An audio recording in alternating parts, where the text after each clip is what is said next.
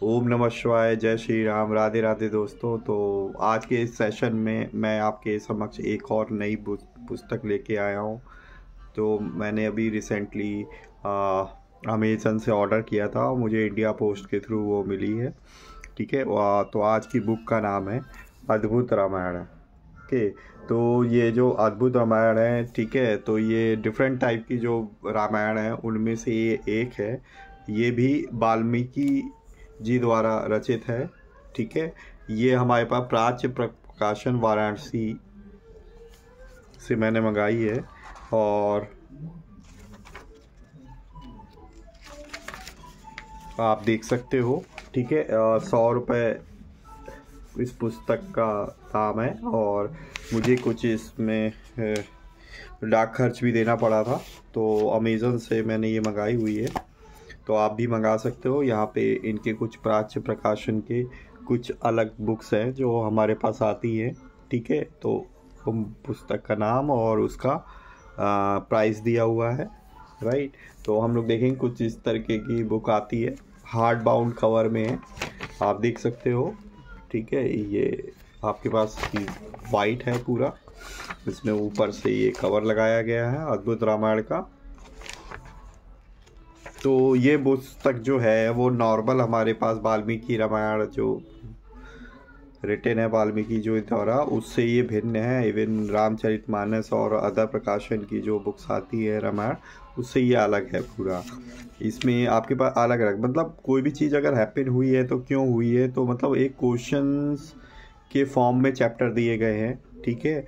और उस चैप्टर में उस पर्टिकुलर क्वेश्चन का आंसर है। ठीक है। तो यहाँ पे हमारे पास इसमें दिया हुआ है कौन कौन से चैप्टर है। तो जो चैप्टर है वो एक अपने आप में एक क्वेश्चन है और वो उसका आंसर उस चैप्टर में ही दिया हुआ है। तो जो आंसर है वो आपके पास श्लोक और उसके अर्थ के फॉर्म में दिया हुआ है। जैसा आप देख सकते हैं, ये हमारे पास जो है प्रथम सर्ग है अद्भुत रामायण का। ठीक है। और इसमें भाषा टीका सहितम, तो यहाँ पे श्लोक दिए हुए हैं और श्लोक के बाद उसका अर्थ दिया हुआ है। तो यहाँ पे हम समझते हैं एक्चुअली इसमें जो हमारे पास है, तो इसमें जैसे पहला चैप्टर है श्री राम सीता के पर ब्रह्म का प्रतिपादन, राजा अम्बरीश की नारायण से वर प्राप्ति, नारायण पर्वत का राज सभा में आगमन, श्री राम जी के जन्म लेने का कारण। राइट। तो अभी ऊपर की चीज़ें तो आपको नहीं समझ में आई होंगी, पर आपका जैसे यहाँ पे है कि श्री राम जी ने जन्म क्यों लिया। ठीक है। तो केवल जन्म लेने का केवल एक कारण नहीं था कि रावण ने बहुत सारे अत्याचार किए थे। ठीक है। तो उसका अंत करने के लिए और भी कई सारे रीज़न थे। ठीक है। जो उन्होंने इस धरती पे अवतार लिया था। नेक्स्ट तो इसमें दिया हुआ है सारा चीज़। नेक्स्ट जो चैप्टर है वो सीता जी के जन्म लेने के कारण और कथन। राइट। तो देख रहे हैं आप, मतलब क्वेश्चंस दिए हुए हैं कि जो आपके मन में जो क्वेश्चंस आते हैं, तो वाल्मीकि जी ने उसको हमारे पास श्लोक के माध्यम से उसका आंसर दिया हुआ है। ठीक है। और उसकी व्याख्या यहाँ पे हिंदी में की गई है राम कुमार राय जी के द्वारा। ठीक है। और उसके बाद सीता जी का जन्म लेने का कारण क्या है वो बताया गया। ठीक है। हरि मित्रोपाख्यान, नारद जी की ज्ञान विद्या की प्राप्ति, कि वो जो हमारे पास हमेशा नारायण नारायण भजते थे और हमेशा कुछ ना कुछ गाते रहते थे, तो वो विद्या उन्होंने कहाँ से प्राप्त की। नेक्स्ट जो चैप्टर है वो है सीता जी का जन्म विवरण। ठीक है। इसमें बताया गया है कि सीता जी का जन्म कैसे हुआ। तो थोड़ा बहुत तो हम लोग जानते हैं कि वो धरती की पुत्री थी, पृथ्वी माँ की, वहीं से उत्पन्न हुई थी। ठीक है। तो इसमें और भी इसको अच्छे तरीके से बताया गया है। नेक्स्ट जो चैप्टर है वो श्री राम का परशुराम को दिव्य रूप दिखाना। ठीक है। जब श्री रामचंद्र जी ने, ठीक है, धनुष को उठा के उस पर प्रत्यंचा चढ़ाई थी और वो धनुष टूट गया था, तो उस समय परशुराम जी को पता चला, तो वाय बड़े क्रोधित हुए थे। ठीक है। तो उन्होंने किस तरीके से परशुराम जी का मार्गदर्शन किया था कि आप और मैं एक ही हूँ, और आप उनको अवगत कराया था कि आप भगवान विष्णु जी के ही अवतार हैं और मैं भी उन्हीं का अवतार हूँ। तो ये किस तरीके से चीज़ें हैं, तो ये प्रसंगित किया हुआ है इसमें। नेक्स्ट जो चैप्टर है, रामचंद्र जी का महावीर को चतुर्भुज दिखाना। ठीक है, तो महावीर जी को जो है ना, उन्होंने अपने दर्शन दिए थे, तो उसका एक प्रसंग है, बड़ा ही रोचक है। श्री राम द्वारा सांख्य योग वर्णन।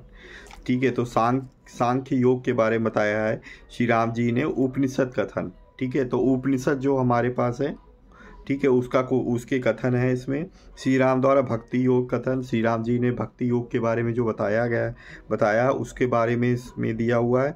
नेक्स्ट चैप्टर है श्री राम और हनुमान जी का संवाद। ठीक है, तो रामायण में तो कई जगह जो है ना, हनुमान जी और श्री राम जी के बीच में प्रसंग हुए हैं, कई सारे संवाद हुए हैं, वार्ता हुई हैं, तो उनके बारे में दिया गया है। नेक्स्ट चैप्टर है हनुमान जी द्वारा रामचंद्र जी की स्तुति। ठीक है, कि हनुमान जी ने श्री राम की किस तरीके से स्तुति करते थे, हम सभी लोग जानते हैं। ठीक है, इसको और भी ज़्यादा प्रसंगित किया हुआ है उसे। नेक्स्ट चैप्टर जो है वो रावण वध करके श्री राम की राज्य प्राप्ति। ठीक है, तो उसमें बताया गया किस तरीके से रावण का वध करके श्री राम जी ने अयोध्या का राज प्राप्त की थी, उनका राज तिलक हुआ था। नेक्स्ट चैप्टर है सीता भाषण सहस्त्रमुख रावण का वृत्तांत। ठीक है, तो सहस्त्र मुख वाला एक रावण था, जो रावण का भाई था, जिसका वध रामचंद्र जी ने नहीं किया था, सीता जी ने किया था। उसके भी कई सारे रीज़न थे कि रामचंद्र जी ने उनका वध क्यों नहीं किया था, सीता जी ने किया था, तो उसके बारे में विवरण यहाँ पे मिलता है, जो कि बहुत संभवतः आई थिंक मुझे लगता है बहुत ही कम बुक्स में दिया गया है। देन नेक्स्ट चैप्टर है वो रावण की सेना का निकलना। फिर उसके बाद है सहस्त्र रावण के पुत्रों के युद्ध के लिए निकलना। तो जो सहस्त्र मुख वाला रावण था, उसके पुत्र युद्ध के लिए जब निकले थे, तो किस तरीके से युद्ध हुआ था उसके बारे में विवरण है। संकुल युद्ध, रावण द्वारा श्री राम जी की सेना का विक्षेप, श्री राम जी का मूर्छित होना। ठीक है, तो लक्ष्मण जी मूर्छित हुए थे, ये आपको बहुत जगह दिखाया गया, बट श्री राम जी भी मूर्छित हुए थे। ठीक है, उसके बारे में बताया गया है। जानकी द्वारा सहस्त्रमुख रावण का वध, तो जैसे मैंने बताया था आपको कि सीता जी ने ही सहस्त्रमुख का वध किया था। तो इस जो 23वां अध्याय है, इसमें यही बताया गया है कि उन्होंने किस तरीके से उनका वध किया था। जो 24वां हमारे पास अध्याय है, उसमें देवों द्वारा राम का आश्वासन। ठीक है, कि जो भी देवतागण हैं उन्होंने राम जी को क्या आश्वासन दिया था, किस तरीके का, तो उसके बारे में डिटेल विवरण दिया हुआ है। 25वां जो अध्याय है वो श्री राम जी द्वारा सहस्त्र नाम से जानकी की स्तुति। तो जानकी माता मतलब सीता जी की स्तुति श्री राम जी ने भी की थी, उसका विवरण मिलता है यहाँ पे। 26वें अध्याय में श्री राम विजय वर्णन दिया गया है कि किस तरीके से विजय प्राप्त की थी श्री राम ने रावण के ऊपर। और 27वां श्री राम जी का अयोध्या आना। तो रावण का वध करके वापस आए थे हमारे पास श्री राम जी अयोध्या, तो उसके बारे में विवरण मिलता है सारी चीज़ें। तो आप देख सकते हैं कि हमारे पास श्लोक है, उसका अर्थ है।